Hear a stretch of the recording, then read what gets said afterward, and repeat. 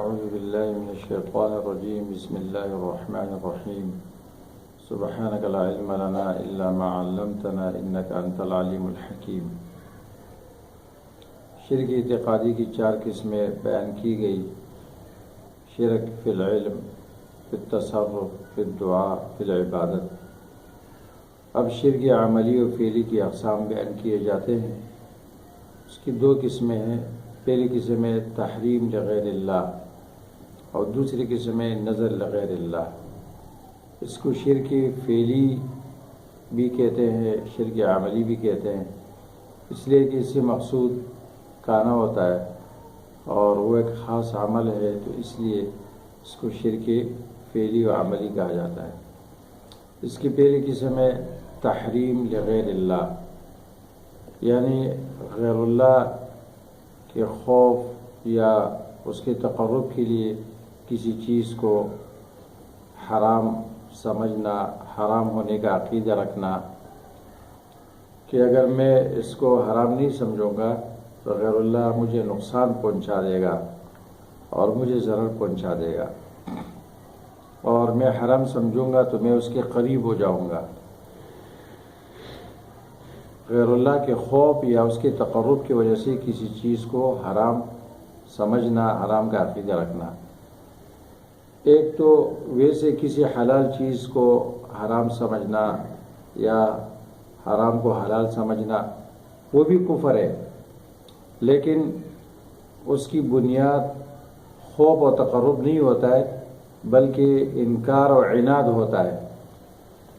یہاں وہ مراد نہیں ہے۔ یہاں ہم اس سے بحث کریں گے جو غیر اللہ کے خوف اور اس کے تقرب کی وجہ سے کسی چیز کو حرام سمجھتے ہیں۔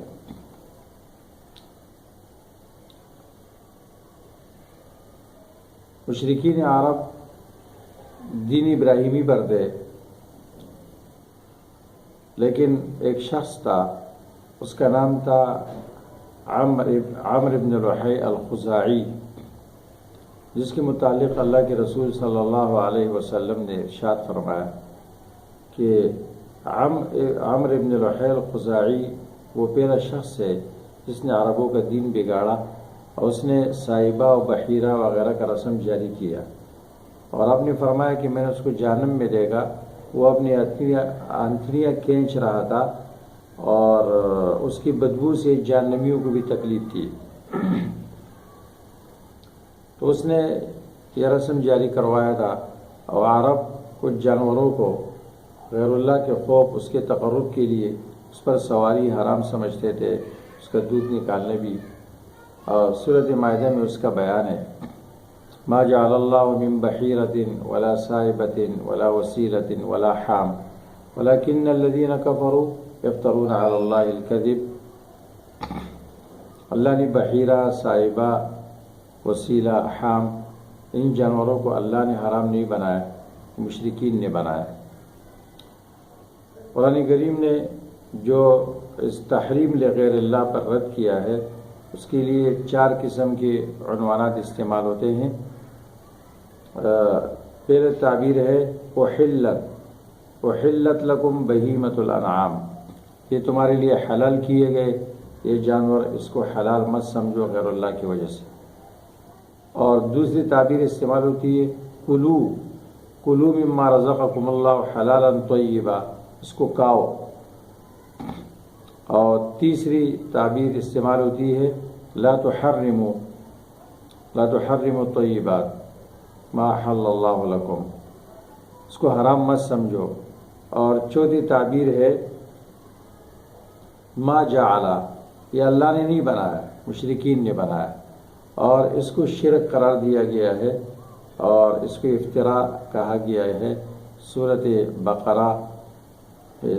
بقرہ اور سورۃ مائدہ اور سورۃ انعام، اعراف میں اس پر رد ہے، اور سورۃ حج میں بھی اسی طرح اس پر رد ہے۔ یا ایھا الناس کلوا مما فی الارض حلالا طیبا ولا تتبعوا خطوات الشیطان احلت لکم بہیمۃ الانعام۔ سورۃ مائدہ مکمل صورت، اس کا بنیادی مقصد یہی ہے کہ تحریم و تحلیل کا بیان، حلال وہ ہے جس کو اللہ نے حلال کیا، اس کو حرام مت سمجھو، اور حرام وہ ہے جس کو اللہ نے حرام کیا۔ یا ایھا الذین آمنوا اوفوا بالعقود احلت لکم بہیمۃ الانعام۔ سورۃ انعام کے آخر میں کچھ نمونے اس کے ذکر کیے گئے ہیں کہ مشرکین کھیتی باڑی کے اندر بھی اس طرح کرتے تھے، اور جانوروں کے اندر بھی کہتے تھے قالوا ما فی بطون هذه الانعام خالصۃ لذکورنا ومحرم علی ازواجنا۔ ان جانوروں کے پیٹ میں جو حمل ہے اگر وہ زندہ پیدا ہوگا تو خالص ہمارے مردوں کے لیے ہوگا، اور ہماری عورتوں پر حرام ہوگا، ان پر بند ہوگا۔ وَإِن يَكُن مَيْتَةً وَهُمْ فِيهِ شُرَكَاء، اور اگر وہ مردہ پیدا ہوگا تو اس میں مرد عورت برابر کی شریک ہوں گے۔ وَلَا تَقُولُوا لِمَا تَصِفُ أَلْسِنَتُكُمُ الْكَذِبَ هَذَا حَلَالٌ وَهَذَا حَرَامٌ لِتَفْتَرُوا عَلَى اللَّهِ الْكَذِبَ۔ سورۃ النحل میں اللہ تعالیٰ نے اس سے منع کیا کہ یہ غلط بیانی مت کرو، اور تمہاری زبانیں یہ غلط بیانی نہ کرے کسی چیز کے بارے میں کہ یہ حلال ہے یا حرام ہے بغیر کسی دلیل کے۔ تو تحریم لغیر اللہ یہ ہے، یہ اگرچہ اس زمانے میں موجود نہیں ہے، ہو سکتا ہے کہ بعض علاقوں میں کچھ لوگ غیر اللہ کے خوف سے، کسی ولی کے خوف سے اور اس کے تقرب کے لیے اس کے کسی چیز کو حرام سمجھے اور اس کے ساتھ حرام والا معاملہ کرے، اس کو استعمال نہ کرے اور حرام کا عقیدہ رکھے۔ ہو سکتا ہے کہ بعض علاقوں میں ہو۔ تحریم لغیر اللہ کے مقابلے میں آتا ہے تحریم للہ، یعنی وہ چیزیں جو اللہ تبارک و تعالیٰ نے کسی خاص مقام پر، خاص موقع پر اس کو حرام قرار دیا ہے، اس کو حلال مت سمجھو، اور وہ ہے محرمات حرم اور احرام۔ حالت احرام میں جو چیزیں حرام ہیں اس کو حلال مت سمجھو، جیسے شکار، یا ایھا الذین آمنوا لا تقتلوا الصید وانتم حرم۔ اسی طرح حرم کے اندر شکار کرنا حرام ہے، اس کے گھاس کو کاٹنا حرام ہے، تو اس کو کہتے ہیں تحریم للہ۔ خاص مقام پر، خاص زمانے میں اللہ نے جس چیز کو حرام کیا ہے، جو حرم میں جو چیزیں حرام ہے یا حالت احرام میں حرام ہے اس کو حلال مت سمجھو۔ ایک تحریم للہ تو مطلقاً ہے، وہ اپنی جگہ پر ہے کہ اللہ نے جس چیز کو حرام قرار دیا ہے اس کو حلال مت سمجھو، وہ تو تمام چیزوں یہ مطلقاً وہ اپنی جگہ پر ہے۔